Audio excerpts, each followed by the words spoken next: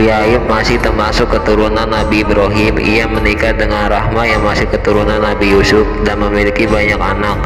Nabi Ayub mengemban dakwah di tengah-tengah kaum Auran dan Basmiyah. Kehidupan Nabi Ayub berkelimanata dan luar biasa banyaknya.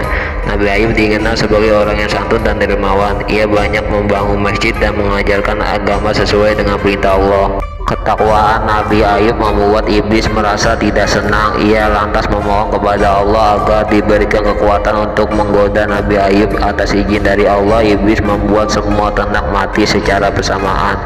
Nabi Ayub pun jatuh dalam kemiskinan. Meskipun telah jatuh dari kemiskinan, ketakwaan Nabi Ayub tidak berkurang. Iblis pun kembali memohon kepada Allah. Kini ia berniat merebut semua anak Nabi Ayub. Dengan kekuatannya, iblis merobohkan rumah dan menewaskan semua anak Nabi Ayub. Nabi Ayub sungguh merasa sedih, namun iman dan takwanya tidak berkurang.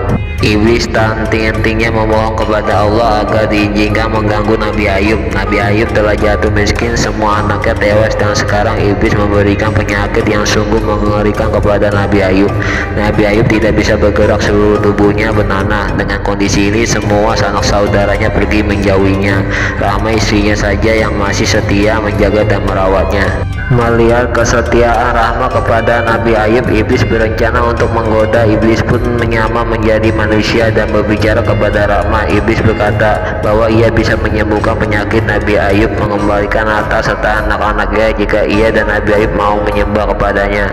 Rahmah lantas menceritakan pertemuannya dengan orang asing tersebut. Betapa terkejutnya Nabi Ayub saat mengetahui iman istrinya telah goyah. Nabi Ayub lantas berkata bahwa orang asing itu pastilah iblis yang hendak menggoyahkan iman mereka. Nabi Ayub lantas menyuruh istrinya agar bertaubat. Nabi Ayub berjanji jika ia sehat nanti ia akan mencabuk istrinya sebanyak 100 kali. Itu adalah hukuman bagi istrinya yang telah tergoda oleh iblis.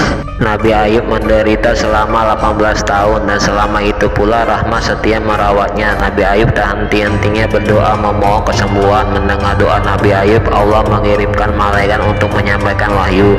Malaikat itu meminta agar Nabi Ayub berdiri dan mengentakkan kakinya ke tanah.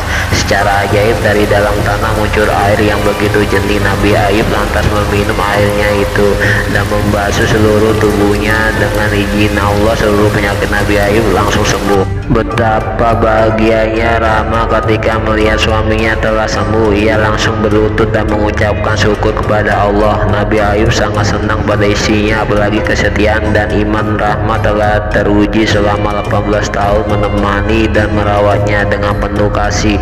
Namun janji Nabi Ayub untuk mendera Rahmah sebanyak 100 kali tetap harus dijalankan. Saat itulah Allah yang Maha Penyayang memberikan jalan keluar. Allah memerintahkan Nabi Ayub mengambil seikat rumput dan memukul istrinya dengan itu sehingga tidak akan ada janji yang dilanggar. Dari istrinya pun tidak mengalami kesakitan. Allah sungguh Maha Adil dan Maha Pemurah. Atas kesabaran Nabi Ayub dalam menerima cobaannya, Allah mengembalikan semua yang telah hilang dari Nabi Ayub dan berkah datang kepadanya. Nabi Ayub mengemban tugas dari Allah hingga usia 93 tahun.